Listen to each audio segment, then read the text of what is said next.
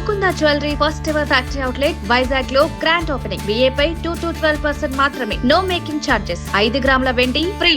మొత్తానికి యుద్ధం అయితే మొదలైంది. ఇప్పటికి 3వ రోజు కావాల్సి వస్తుంది. అండ్ ఈ 3 రోజుల్లో జరిగిన పరిణామాలన్నీ మనకు బాగా తెలుసు. మొదటి రోజు ఏ రోజైతే ప్రారంభించిందో ఆ రోజే సుప్రీం లీడర్ని హతమార్చారు.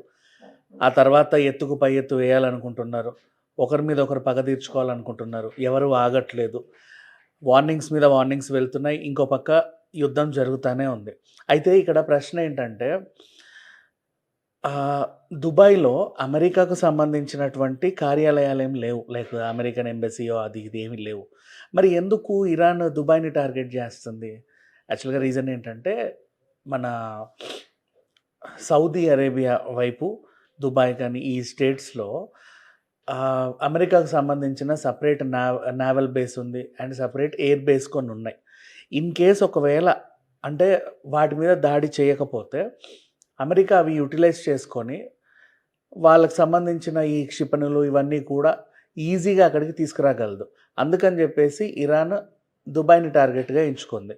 అయితే ఇక్కడ విషయం ఏంటంటే దుబాయ్, ఓమన్, జోర్డాన్, అబుదాబి, ఖత్తర్ ఇట్లాంటి వాటి మీద దాడి చేసేస్తే ఈ సౌదీ అరేబియన్ కంట్రీస్, యుఏఈ మొత్తం ఏవైతే ఉన్నాయో ఈ మిడిల్ ఈస్ట్ కంట్రీస్ అన్నీ కూడా ఇరాన్ మీద విరుచుకుపడే అవకాశం అయితే ఉంది. అయితే కానీ వాళ్ళు ఏమంటున్నారంటే అమెరికాకు దండం పెడుతున్నారు.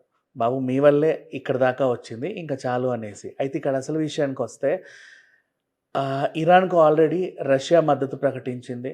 ఇరాన్కు ఆల్రెడీ చైనా మద్దతు ప్రకటించింది. ఇరాన్కి ఆల్రెడీ యెమెన్ మద్దతు ప్రకటించింది. సో ఇక్కడ ఇప్పుడు రష్యా అండ్ చైనా కనుక వాళ్ళ దగ్గర ఉన్న ఈ యుద్ధానికి సరిపడా సామాగ్రిని వీళ్ళు కనుక సరఫరా చేసినట్లయితే ఇరాన్ ఇంకా బలోపేతమయ్యే అవకాశం ఉంది. అయితే ఈ పరిణామాలు ఎలా ఉంటాయంటే ప్రపంచం మొత్తం 2 ముక్కలు అవుతుంది. ఓవైపు వీళ్ళు, ఓవైపు వాళ్ళు.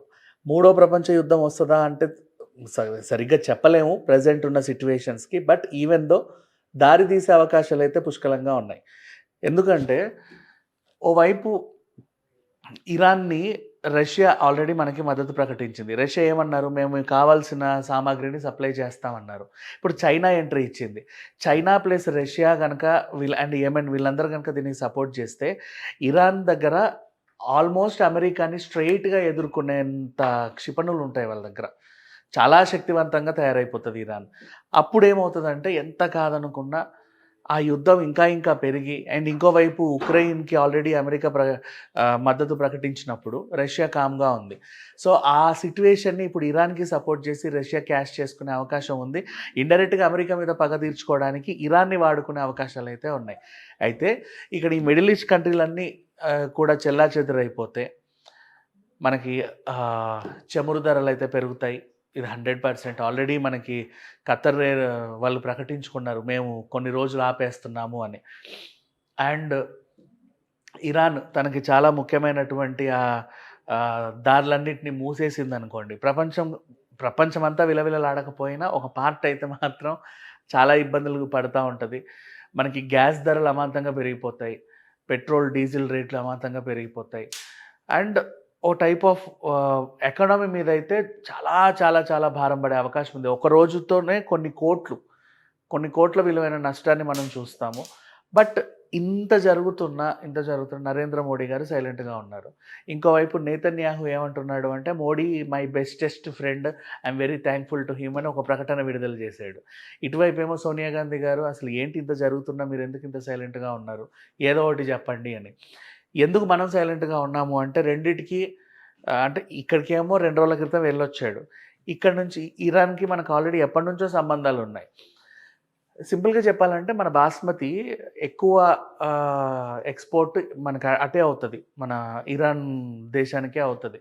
ఇన్ కేస్ ఒకవేళ వాళ్ళు కనుక కట్టిఫ్ చెప్పేశారనుకోండి, బాస్మతి రైస్ ఎక్స్పోర్ట్స్ ఆగిపోతాయి. ఇక్కడ ప్రొడక్షన్ చాలా పెరిగిపోతుంది. ప్రొడక్షన్ చాలా పెరిగిపోతే ఏమవుతుంది, రైతులకి రేషన్ బియ్యం కంటే తక్కువ రేటుకి ₹2 బాస్మతిని ఇవ్వాల్సి వస్తుంది. అది కూడా చాలా తీవ్ర ప్రభావం చూపిస్తుంది మన ఇండియన్ ఎకానమీ పైన, అగ్రికల్చర్ సెక్టర్ పైన. సో ఇవన్నిటిని దృష్టిలో పెట్టుకొని మన ఆర్థిక నిపుణులు ఎవరైతే ఉన్నారో యుద్ధాన్ని, యుద్ధ వాతావరణాన్ని ఓవైపు పరిశీలిస్తా దానివల్ల మనకొచ్చే లాభాలేంటి, నష్టాలేంటి, ఇంకేంటి పోనీ అన్ని నష్టాలే ఉంటాయి, లాభాలే ఉంటాయి. సో, ఈ నష్టాలని మనం ఒకవేళ తిరిగి పూడ్చాలంటే ఇంకెంత టైం పడతది? అసలు ఏ సెక్టార్‌లో మనకు నష్టం వస్తది? ఆల్రెడీ బంగారం రేట్లు పడిపోయాయి, స్టాక్ మార్కెట్‌లు కుదేలవుతున్నాయి. ఎవరికీ ఏమీ అర్థం కావట్లే. ఒక టైప్ ఆఫ్ భిన్న వాతావరణం. ఈ టైంలో ఎలా ఎటువైపు ముందడుగు వేయాలి? ఇంకోవైపు ప్రతిపక్షాలు అసలు నువ్వెందుకు మాట్లాడట్లేదు? జస్ట్ ఓపెన్ యువర్ మౌత్ అని చెప్పి వాళ్ళు గట్టిగా మాట్లాడుతున్నారు. వీళ్ళేమో సైలెంట్‌గా ఉంటున్నారు. సరే, ఏది ఏమైనప్పటికీ ఇప్పటికైతే మూడో రోజుకి యుద్ధం చేరుకుంది. వీళ్ళు మాత్రం ఎక్కడా కూడా ఆగట్లా. ఒకటే ఒక లక్ష్యం, బుర్జ్ ఖలీఫాని కూలుద్దాము అన్న ఇంటెన్షన్‌తో ఇరాన్ ముందుకెళ్తున్నట్టు కనబడతా ఉంది. ఆల్రెడీ దుబాయ్‌లో ఉన్న మన వాళ్ళందరూ కూడా ఉక్కిరిబిక్కిరవుతున్నారు. ఎవరికి ఏం జరుగుతుందో తెలియట్లా. ఇంకోవైపు కరీంనగర్, జగిత్యాల సైడ్ మా వాళ్ళందరూ అక్కడ ఉన్నారు చాలామంది. ఎలా ఉన్నారో ఏంటో భయాందోళనలు. అండ్ ఎయిర్‌పోర్ట్స్ అన్నీ క్లోజ్. ఆ ఎయిర్‌వేస్ అన్నీ క్లోజ్ అయ్యాయి అటువైపు. ఇంకా ఇప్పుడు దుబాయ్ ఎయిర్‌పోర్ట్, కువైట్‌ని కూడా కూల్చేశారు. ఎటు వెళ్ళలేని స్థితి. ఇన్ కేస్ ఒకవేళ దుబాయ్ ఎయిర్‌పోర్ట్ మూసేస్తే మనకు వేరే దారులు ఉన్నాయి. యాక్చువల్‌గా చెప్పాలంటే అబుదాబి నుంచి వెళ్ళొచ్చు. ఇట్లా దోహా నుంచి వెళ్ళొచ్చు. కానీ ఇప్పుడు అవి కూడా మూసేసిన పరిస్థితి. ఎప్పుడు ఏమవుద్దో తెలియకుండా వీళ్ళందరూ ఉన్నారు. ఇరాన్ ఎలా ప్రతీకారం తీర్చుకుంటది? కొంపదీసి ఇరాన్ దగ్గర ఏమైనా న్యూక్లియర్ రియాక్టర్లు నిజంగా ఉన్నాయా? ఉంటే అది ప్రయోగిస్తే నెక్స్ట్ పరిణామాలు ఎలా ఉండబోతున్నాయి? ఈ టైప్ ఆఫ్ టెన్షన్స్‌తో కంప్లీట్ మిడిల్ ఈస్ట్ కంట్రీస్ అన్నీ కూడా ఏం మాట్లాడలేని స్థితిలో ఉన్నాయి. సరే, మరి 4గో రోజు, 5దో రోజు యుద్ధ వాతావరణం ఎలా ఉంటుందో మళ్ళీ మాట్లాడుకుందాం. ప్రెజెంట్ అయితే ఎక్కడా కూడా దాడులు ఆగట్లా. ఏదో రూపంలో విధ్వంసాన్ని అయితే సృష్టిస్తానే ఉన్నారు. Thank you so much.